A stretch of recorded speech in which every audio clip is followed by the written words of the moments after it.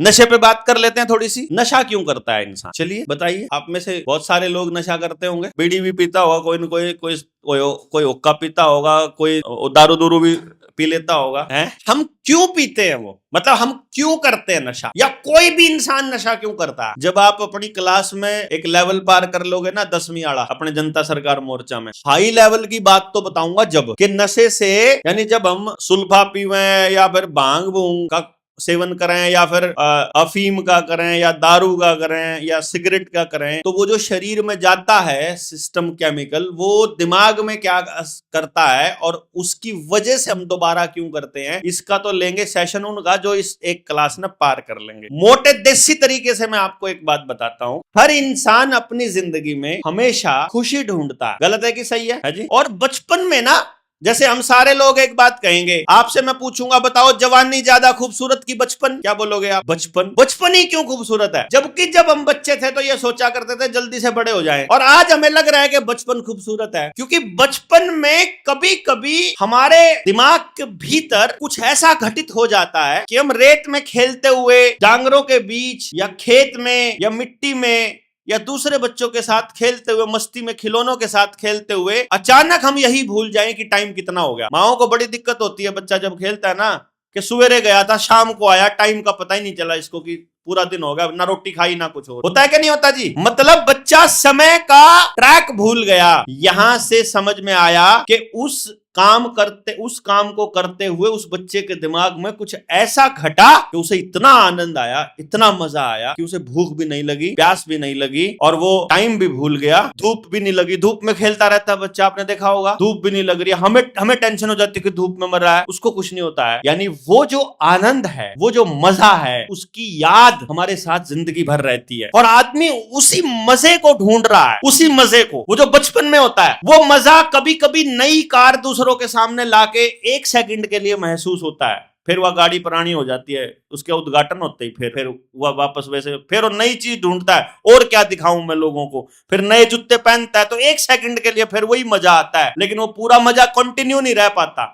नए लत्ते पहन के भी फिर वही 1 सेकंड के लिए होता है, लेकिन जब वो एक पैग लगा लेता है तो फिर वही सुरूर बन जाता है बचपन वाला, फिर वो टाइम भूल जाता है, फिर वो एकदम फ्री हो जाता है, फूक देंगे पत्ती, होता है ना। वो जो एक पैग लगने के बाद या जो भीतर में धुआं जाता है, उस टाइम पर दिमाग थोड़ा सा घूमता है, तो जो आजकल की जो टेंशन है, जो किसी से पैसे लेने थे, किसी को देने थे, या कोई और टेंशन थी या दूसरी चीजों की चिंता थी, वहां से हटके हमारा दिमाग कंसंट्रेट कर लेता है एक चीज के ऊपर। जो भी, मान लो आप ड्राइव कर रहे हैं, आपने देखा होगा दारू पीने वाला 2 पैग लगा के बहुत बढ़िया ड्राइविंग करता है बंदा, क्योंकि सारा ध्यान वहीं हो जाता है। वहां जाओगे आप मुखर्जी नगर, यूपीएससी की तैयारी करने वाला हर बच्चा सिगरेट पीता है, वहां हर बच्चा निकोटिन पी रहा है, क्योंकि उससे कंसंट्रेशन बढ़ रहा है, उसका बढ़ रहा है, उसको ऐसा लग रहा है। क्योंकि जो नशा जब जाता है तो वो कंसंट्रेशन को एक जगह पे फोकस कर देता है, और जब वो फोकस एक जगह पे होता है तो बाकी पूरी दुनिया उसके दिमाग से गायब हो जाती है। और इसीलिए फिर उसे हर शाम को 5 बजते ही वो कीड़े भीतर में आवाज लगाना चालू करते हैं कि हमारी मांगे पूरी करो, 2 पैग आने दो, है ना, क्योंकि उसको फिर वही आनंद चाहिए हर बार। अब मैं यही वाली चीज कई बार खाना खाने के बाद होती है, अनाज का नशा हो जाता है, आदमी नींद सी आ जाती है उसको, और यही मजा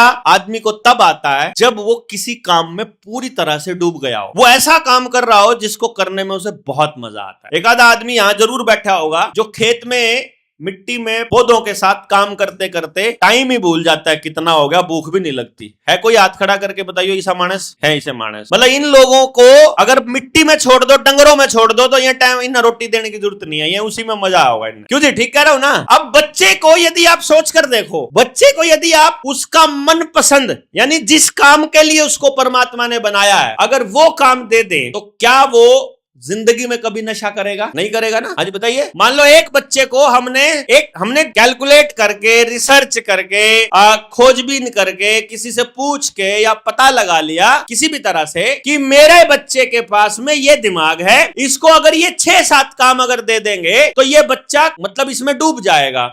अगर बच्चा अपने काम में डूब जाए और उस मतलब थके भी ना, भूख भी ना लगे, प्यास भी ना लगे, टाइम का भी ट्रैक भूल जाए, वो बच्चा, मैं अपनी जिंदगी के अनुभव से मैं आपको बता सकता हूं, वो बच्चा कभी जिंदगी में नशा नहीं करेगा। मतलब अगर कोई मेरी दिनचर्या को देख लेना, मेरा काम करने का जो प्रेशर, बर्डन और जो मतलब स्टाइल देख ले तो बिना नशा करे ऐसा आदमी सरवाइव नहीं कर सकता जितना काम मैं कर रहा हूं, जितना प्रेशर मैं झेल रहा हूं। लेकिन मुझे एक दिन भी यह महसूस नहीं होता कि मुझे अपनी थकान मिटानी है, या मुझे अपना बर्डन या अपने दिमाग का बोझ हल्का करना है, या मुझे ये थकावट है, या मुझे ये दिक्कत है। आप लोगों ने तो देखा है, या हम जब सचिन और हम साथ में ओडल पिटे थे तो हम पिटने के बाद भी हम वैसे ही उतने ही स्माइल कर रहे थे जितने आज यहां बैठ के कर रहे हैं, बल्कि ज्यादा ही कर रहे थे।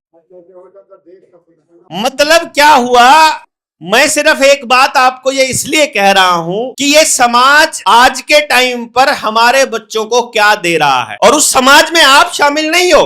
इस बात को देखना जरा गौर से। आप अपने बच्चे को मोबाइल नहीं दे रहे हो, आपको मोबाइल लेने के लिए मजबूर किया जा रहा है, आपके घर में टीवी लाने के लिए मजबूर किया जा रहा है।